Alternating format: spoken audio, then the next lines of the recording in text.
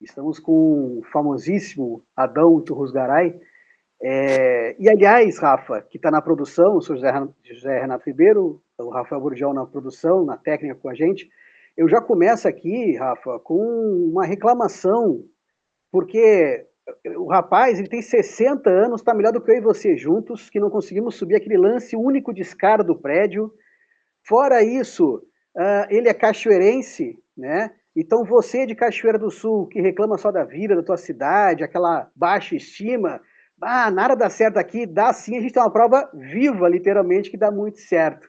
Adão, a gente agradece muito você estar aqui com a gente, e eu já vou avisando também quem está nos acompanhando que a gente pensava que ia ser um programa só, vai ter que ser dois, porque um é só para o currículo dele, brincadeira, né? Vou chamar de artista, cartunista, escritor e deu. O resto ele vai se apresentar. Adão, conta um pouquinho pra gente justamente isso. Como é que foi esse começo e dali como é que você virou o pai da Aline, do Rock Hudson, do Homem Legenda e fez teu traço, teu nome ser tão conhecido. Muito obrigado por tua presença. Opa, bom, eu nasci em Cachoeira aí, passei por 4 colégios aí, né? Alguns eu fui convidado a me retirar e tal. Desenhei desde criança, publiquei meu primeiro cartoon no Jornal do Povo, eu tinha aí uns 17 anos, mudei para Porto Alegre, estudei publicidade, continuei desenhando quadrinhos, publicava no Jornal do Centro Acadêmico, enfim, fiz publicidade para ver se... Porque, assim, quadrinho não dá dinheiro, é muito difícil, né? Ser artista é muito complicado, né? Então, a publicidade era bom, era uma forma de viabilizar, de ser o ser humano viável economicamente, né? Aí me formei em publicidade, trabalhei uns tempos como diretor de arte em publicidade, mas eu sempre fui um diretor de arte medíocre e tal, né? Não era muito bom, não. Mas eu sempre tive o olho no quadrinho, né? Aí eu fui morar na França, isso foi em 1990, fui tentar a vida, eu tinha o sonho lá, putz, Europa, primeiro mundo, tudo fácil, você chega lá, as portas se abrem e você consegue qualquer emprego e já está ganhando uma puta grana, você fica famoso, se você quiser, enfim. Bom, aí eu fui lá, acabou dando errado, voltei com o rabo entre as pernas para Porto Alegre, e aí depois eu fui para São Paulo em 1993. Eu já tinha São Paulo na mira desde 1983, quando eu estava na faculdade. Quando conheci, me apaixonei pela cidade e, bom, aí eu mudei em 93 e eu estou escrevendo um livro sobre isso, se chama Nós Sempre Teremos São Paulo, né? Eu acho que foi um ponto de virada na minha carreira, digamos, foi ir para São Paulo e foi. Eu tinha 27 anos de idade, mais ou menos isso, e uma São Paulo que não era muito verticalizada ainda. Aí, nesse momento, Laerte, Angeli e Glauco, que já conheciam o meu trabalho, me convidaram para trabalhar com eles como quarto amigo bom, enquanto isso eu produzi uma série de tiras que eu dei o nome de Aline e em 96 eu estreiei com a tira na Folha de São Paulo, né? Então esse é um resumo, né, meio acelerado da minha trajetória. Pois eu posso estar errado, mas quem acompanha o teu trabalho vê que você tem um punch fácil, assim, né? Como é que é esse trabalho da ironia? Porque, assim, eu confesso que eu tenho uma certa raiva também de gente como você, tão talentosa, porque eu sou jornalista. O que eu faço em 1000 palavras, você faz num traço e talvez numa linha, e com muito mais potência. Como é que encontra isso? O meu processo é fácil, eu vou apurar a notícia, vou escrever. Como é que é o teu processo? Você acorda, Deus olha para você e vê uma luz do céu? Como é que é essa inspiração para ti? Pois é, voltando, você falou que você é jornalista, Hemingway era jornalista, né? E o estilo simples de escrita dele, que no início era os escritores que ganhavam o prêmio Nobel, era tudo meio rebuscado, assim, Hemingway lembrou um pouco disso. Esse estilo simples dele veio do jornalismo, né? Ou seja, eu acho que tem a ver com prática, né? Eu acredito que se você agora decidir que vou fazer tira, sabe, nos primeiros meses você vai sofrer para fazer aquela condensar, né? Mas logo vai sair, ou seja, vai sair naturalmente como sai um texto jornalístico seu, entendeu? digamos que um adolescente pega um skate ali na Praça das Águas Dançantes e escorrega do skate e cai em cima de um cachorro, esmaga o cachorro, enfim. Aí, bom, você vai escrever o texto jornalístico sobre isso. Eu, no meu caso, eu vou fazer uma tira, eu vou, em 2 quadrinhos, tentar resumir isso, botar o carinha em cima do cachorro, caindo e já fazer. Eu acho que é uma questão de prática, e para mim sempre foi muito mais fácil fazer em 2 quadrinhos. É uma questão de prática mesmo. O contrário, para mim, é difícil. Eu não consigo fazer história longa. Tenho um sonho de escrever graphic novel mais longa e tal, mas dá trabalho. Bom, eu comecei com literatura, que sim, é coisa mais longa, né? Mas aí isso é outra conversa, né? Mas eu acho que quando você decide alguma coisa, se você decide ser engenheiro eletrônico, você vai estudar, decide trabalhar com informática, programação, jornalismo. Então, eu acredito que no quadrinhos tem gente que também tem dificuldade para fazer a coisa do cartoon de uma cena só, né? Já para mim é uma coisa que é natural, né? Hoje de manhã eu estava pensando que desenho eu vou fazer e já pensei. Eu estou fazendo um livro sobre gatos, né? Pensei em fazer uma paródia, aquela capa do Pequeno Príncipe, só que em vez de é uma espécie de Pequeno Príncipe gato, assim. E no planeta que ele tem um sofá todo arranhado e a frase é você é responsável, você é eternamente responsável por tudo aquilo que arranhas. Não que cativa, do que arranha. Claro. Então, na verdade, é costume, prática, e já faço isso, fazer tira. É como eu tenho uma gaveta de ideias, estou com ela aqui do meu lado, porque esses últimos dias eu tenho feito outras coisas aí, então eu recorro às vezes às ideias que eu vou guardando. São ideias que no momento que eu faço não gosto muito. Às vezes eu pego 6 meses depois essa mesma ideia e acho que ela é legal. Ou dou uma voltinha nela, mudo um detalhe e tal. Você acha que o público em geral enxerga o teu trabalho, o trabalho dos teus pares, de uma forma com um olhar cultural? Ou isso mudou muito ao longo da tua carreira? Tu enxerga que hoje você é mais maduro? Ou continua a mesma coisa? Ainda existe muita luta em relação a essa arte? Tá mudando muito, né? Na verdade, agora o público mudou, o jornal quase não existe mais, o papel, as revistas acabaram.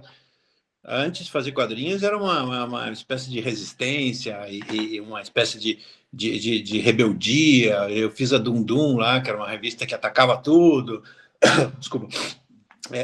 Então, mas depois foi mudando um pouco e depois veio a coisa da internet e hoje em dia meio que mudou muito. Na verdade, eu acho que o meu público maior hoje está nas redes. Eu estou publicando no Globo uma tira, ou seja, está nas redes e no Globo. E é diferente. Eu encaro o trabalho de uma forma diferente. Tem coisa que eu enchi o saco um pouco de fazer, entendeu? Porque eu fazia com a Aline e outros personagens, fazia piada de sexo todos os dias, e uma hora, como que não, tentar fazer outra coisa. Política também é uma coisa que eu evito por não gostar mesmo, né? Eu só fiz na época do Bolsonaro, porque eu senti uma espécie de necessidade de falar, de que, pelo menos, que as pessoas vissem o que estava acontecendo, que, a meu ver, no meu caso, né, era uma coisa horrível e tal, enfim. Mas a verdade é que eu não sou romântico a fim de imaginar que uma charge, um cartoon muda o mundo, ou muda um governo. A Angeli falava isso, né? Vou fazer a charge que vai mudar o governo, vai derrubar um governo. Nada. Hoje em dia, o que derruba governos é o dinheiro, né? Nós sabemos que Trump, Biden, Europa, Reino Unido, China, é toda grana, né, cara? A China virou o grande país, né? Mas, que se deu bem com a coisa do neoliberalismo, os caras aproveitaram e são o país mais avançado, e vai ser o grande país no futuro. Enfim, o dinheiro manda. Enfim, não sei. Aliás, eu fiquei topirando aqui, você perguntou uma coisa, eu já estou lá na esquina. Mas é bom. É bom porque eu acho que linka com uma próxima pergunta que me surgiu. O amadurecimento do artista enquanto ser humano, que é o tempo vai passando e vai amadurecendo, vai tendo ciclos na vida, ele vai enxergando a vida de outras formas. E que bom que é assim, né? Que a gente não é uma pedra. Claro. Isso impacta no teu trabalho, quer dizer, se você pegar os teus primeiros rabiscos, os meus desenhos, eles têm uma centelha, uma potência, e hoje é uma outra linha, porque você é um outro Adão, como é que você enxerga? Vou tentar te falar uma coisa que é interessante, viu? Ninguém é igual ao outro. Você não é igual a mim, você não é ao teu colega, você, seja lá quem for teu amigo. Eu não sou. E tem a pior coisa do mundo é quando a gente tenta se comparar. Por exemplo, eu lembro que o Angeli, com 16 anos de idade, estava publicando na Folha de São Paulo. Eu pensei, eu estava lá com 26, 27 anos sem publicar na Folha. Eu disse, puta, então eu sou um bosta. O João Fonseca, o tenista, está com 19 anos, mas o Alcaraz, aos 17, já tinha ganhado 3 Grand Slam. Se comparar, é a pior coisa. Por quê? Porque eu acredito que cada um tem o seu tempo diferente, o seu ciclo diferente. Se eu vejo a minha trajetória, assim, o leitor acho que não percebe. Esse é meu espírito crítico, de autocrítica e tal. Eu vejo altos e baixos, assim. Tem uma fase... Eu acho que o meu começo na Folha foi bem complicado, porque talvez pelo peso de estar publicando um jornal que era lido por milhões de pessoas, eu vou dizer aquela palavra assim, eu achei meia bomba em alguns momentos, até a coisa engrenar, eu me acostumar, né? Essa fase que é de 96, eu comecei a querer desenhar bonitinho, cor no computador, não sei o quê, e eu estava achando que eu estava gostando daquilo, mas perdia tempo, e vendo aquilo anos depois, eu acho uma bosta, né? Agora, se eu ver o que eu fazia antes, quando eu tinha 22, antes de 22 aos 17, eu acho também uma porcaria o que eu fazia, mas aí pelos 20 aos 23, acho ótimo. Aí dos 27 a 28, até os 34, mais ou menos, eu acho tudo uma merda, assim. Assim, eu estou exagerando, eu gosto das piadas, não dá para... Eu acho que... e depois eu resolvi tentar desenhar como eu desenhava antes, sabe? Quando eu era jovem e tal. E aí veio uma fase boa. E eu já estou meio satisfeito com o meu desenho, mas mesmo assim, às vezes eu quero mudar tudo. E depois eu vejo que, para que mudar se já está legal, entendeu? Hoje eu desenho o desenho que eu considero o desenho perfeito, entendeu? É um desenho que ninguém vai notar que é legal, só eu, sabe? Para mim, isso aqui é um desenho perfeito. E não é lindo, não é caprichadinho, nada. Ele tem muito a ver com um desenhista francês chamado Raiser, assim. Isso aqui eu acho perfeito. Se eu pudesse fazer sempre o mesmo, tá ótimo. E também, eu não vou falar só de desenho e arte e tudo, mas também tem a coisa da ideia também. Então, eu acho que eu comecei...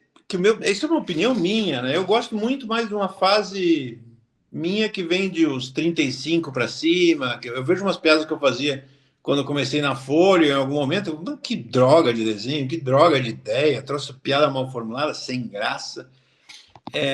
E em algumas coisas eu acho que eu fui melhorando e fui me aperfeiçoando, digamos, amadurecimento é a palavra, né? E é engraçado, porque eu me considero...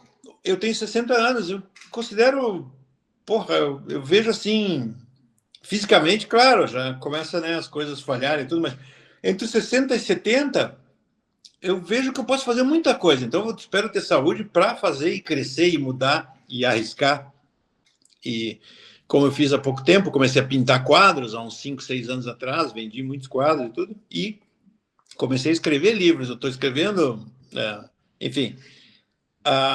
Então, acho que cada artista tem o seu tempo, né? É que nem aquela banda de rock que tu vê, tem umas bandas que duram 3 discos e desaparecem. Aí tu vai ver os Ramones, que parece que o disco é sempre a mesma música, são todas iguais e não são.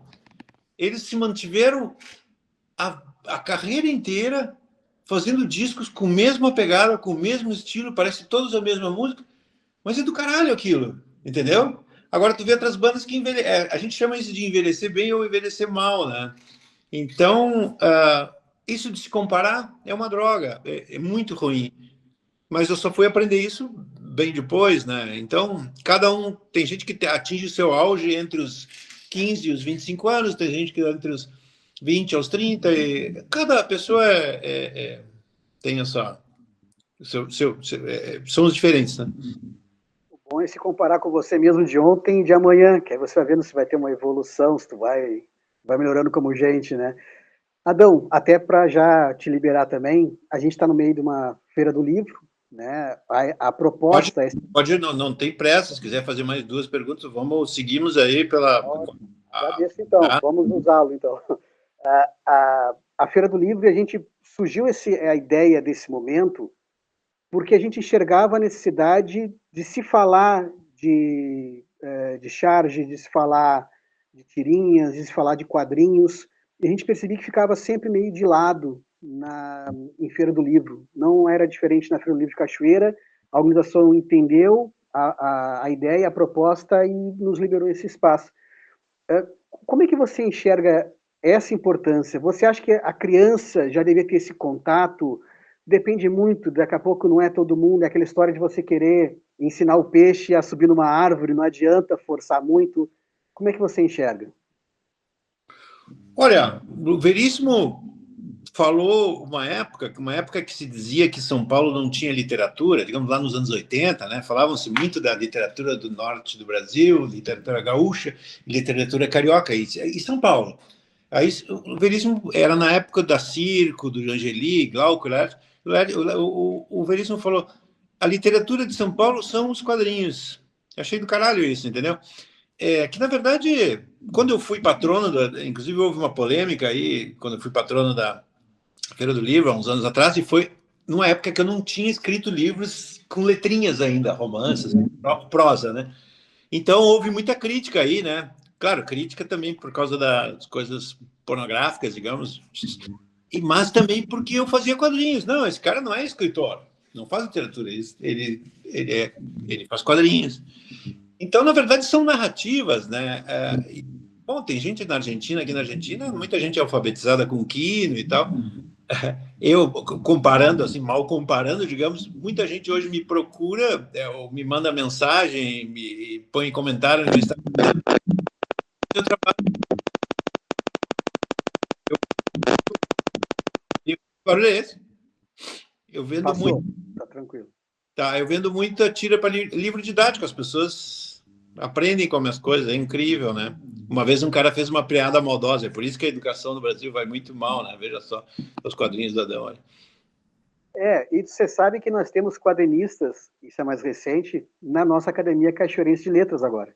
Aham. Então, vai mudando, né, esse conceito. Claro. Importante. Eu queria que você deixasse uma mensagem para quem está circulando pela Feira do Livro, e como encontrar cada vez mais seu trabalho. Na verdade, quem não conhece seu trabalho, quem não conhece a Aline, quem não conhece o Rock Whitson, quem não conhece o Homem Legenda, para mim, eu gosto do Homem Legenda, vive numa ilha fechadinho, mas eu queria que você deixasse essa mensagem para as pessoas, assim, ou aquele, principalmente o mais jovem, que desenha, mas tudo engavetado e não encontra espaço, eu não nasci para isso, eu vou ser outra coisa, né? Porque eu tenho que sobreviver. Eu quero que você fale com essa pessoa, por favor. Tá. Primeiro eu vou falar onde encontra o meu trabalho. Você vê, tem nas redes sociais e também publico no Globo. Eu tenho também um Apoia-se, né? Que é uma campanha de financiamento coletivo, chama Correio Elegante, que a pessoa assina e recebe todos os dias conteúdo inédito. E também no meu site, torrosgaray.com, lá tem um lugar onde tem os meus livros. Eu estou lançando uma série de livros agora, tudo independentes, né? Eu quero colocar todas as minhas coisas para disponibilizar, entendeu? Tudo em gráfica sob demanda hoje. O que eu teria para dizer para essas pessoas que, na verdade, uma mensagem, né? Cachoeira é super legal, sabe? Não desmereça a sua cidade. Às vezes a gente pensa assim, vou para lá e lá é melhor, e o paraíso. Não, nada a ver. Bom, outra coisa é que, assim, é difícil e demorado você conseguir fazer um trabalho e tudo. Tem que ter persistência, né? E a princípio não se preocupar muito com vender e ter mais público, essas coisas todas. o primeiro objetivo, digamos, a primeira coisa legal na arte, o quadrinho, música e tal, é você fazer algo que você, para você mesmo, que você tenha prazer em fazer isso, né? Citando Hemingway de novo, né? Ele dizia assim: se você quiser para escrever um bom conto, você tem que começar com uma frase muito verdadeira, aí tudo vai, entendeu? Então tentar ser verdadeiro, né? Mas é demorado, é difícil, claro, mas tudo na vida é difícil também, enfim. Mas eu digo assim que fazer arte, eu coloco arte, quadrinho no meio disso aí, faz muito bem para vocês comunicar isso, digamos, contaminar as pessoas com o seu trabalho, é maravilhoso. Quem quiser também, o site do Adão ainda tem camisa, tem produto, você pode usar dos personagens que está ali, e é barbadinha comprar também. Vamos fazer o merchan que tá valendo. Tá bom. Adão, muito, muito obrigado de coração, é uma satisfação, é uma honra imensa, e uma preocupação que a gente tem muito é mexer com a autoestima do cachoeirense, né? Eu sou carioca, mas trabalho já há uns 10 anos em Cachoeira, e sempre me pergunto, o que você acha de Cachoeira? O que mais me chama a atenção, e você como cachoeirense vai falar com muito mais propriedade, é essa questão da autoestima. Claro. Porque se não tiver isso, todo o resto não vai funcionar. Claro, claro.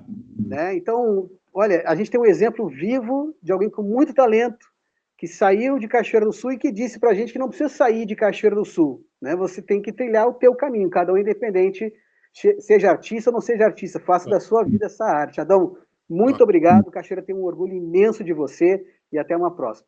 Obrigado, hein? Até mais. Valeu.